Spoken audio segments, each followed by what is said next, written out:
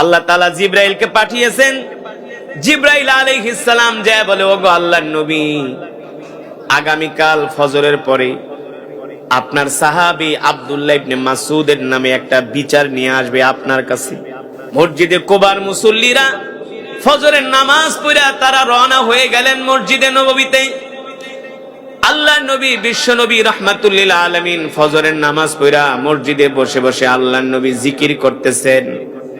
আর দেখেন মসজিদে কুবার একদল মুসল্লি মসজিদে নববীতে হাজির হয়ে গেছে। আল্লাহর নবী তাদেরকে দেখা মুস্কি মুস্কি হাসতেছেন।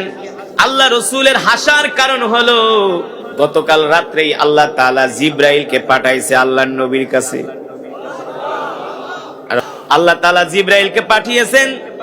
জিবরাইল আলাইহিস সালাম যায় বলে, ওগো আল্লাহর নবী, আগামীকাল ফজরের পরে আপনার সাহাবী আব্দুল্লাহ ইবনে মাসউদের নামে একটা বিচার নিয়ে আসবে আপনার কাছে।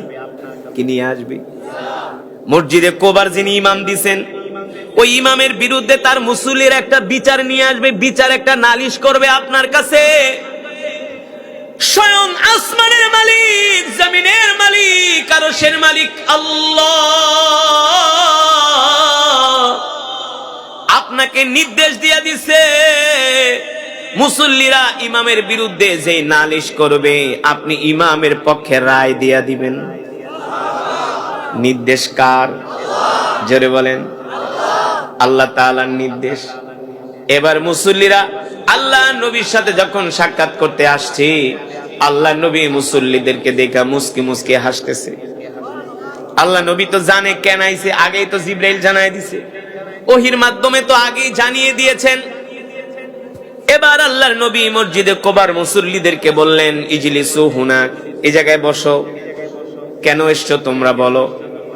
এবার মুসল্লিরা বলে, হুজুর আপনি আমাদেরকে যে ইমাম দিছেন, ইমাম একেবারে একজন পারফেক্ট ইমাম, তেলাওয়াত এত সুন্দর, বায়ান এত সুন্দর, আখলাক চরিত্র সব দিক থেকে 100%, আমরা তার সব ভক্ত হয়ে গেছি, এত সুন্দর ইমাম হয় না। আল্লাহর নবী বলে, তাইলে তোমাদের কমপ্লেইনটা কি? মুস্কি হাসি দিয়া বলে, দেখবেন কিছু মানুষ আছে, কিছু মানুষের বিরুদ্ধে কিছু বলার আগে তার প্রশংসা করে। কি করে? ছেলেটা খুব ভালো, একেবারে পারফেক্ট, খুব ভদ্র সভ্য, কিন্তু এক জায়গা দিয়ে একটু সমস্যা আছে।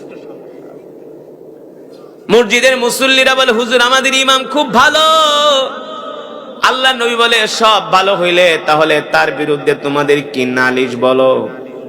মসজিদ কমিটির মুতাল্লি বলে, হুজুর আমাদের ইমামের দোষ হলো তিনি প্রতিদিন ফজরের নামাজের শেষ রাকাতে সূরা ইখলাস তেলাওয়াত করি।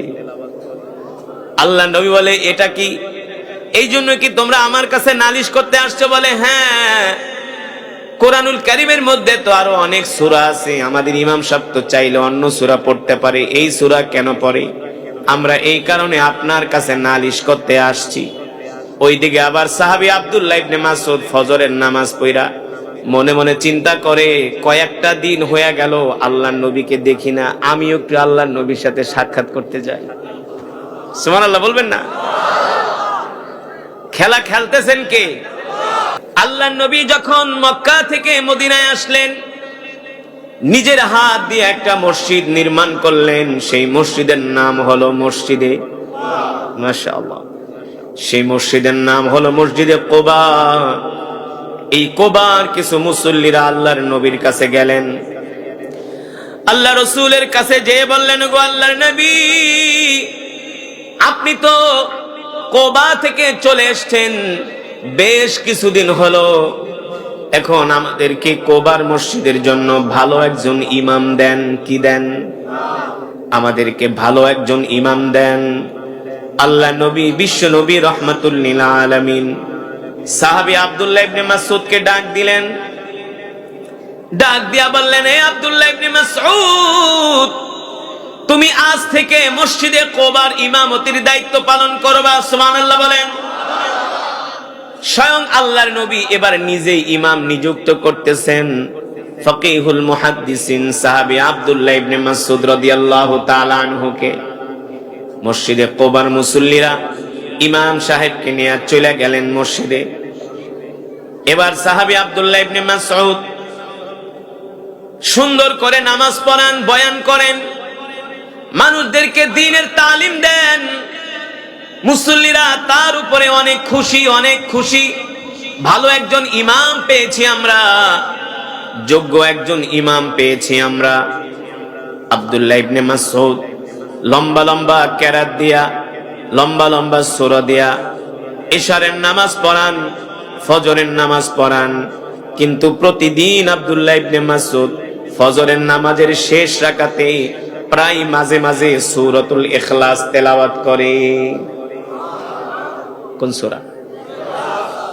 প্রায় মাঝে মাঝেই, ম্যাক্সিমাম দিন সূরাতুল ইখলাস তেলাওয়াত করে। সূরাতুল ইখলাস এমন একটি সূরা, সাহাবী আবু সাঈদ আল খুদরি রাদিয়াল্লাহু তাআলা আনহু থেকে হাদিসটি বর্ণিত, তিরমিজির বর্ণনায় আসছে, আল্লাহর নবী বলেন, কেউ যদি সূরাতুল ইখলাস 3 বার তেলাওয়াত করে, আল্লাহ তাআলা তার আমল নামায় পূর্ণ 1 খতম কোরআনুল কারীমের সওয়াব দান করে।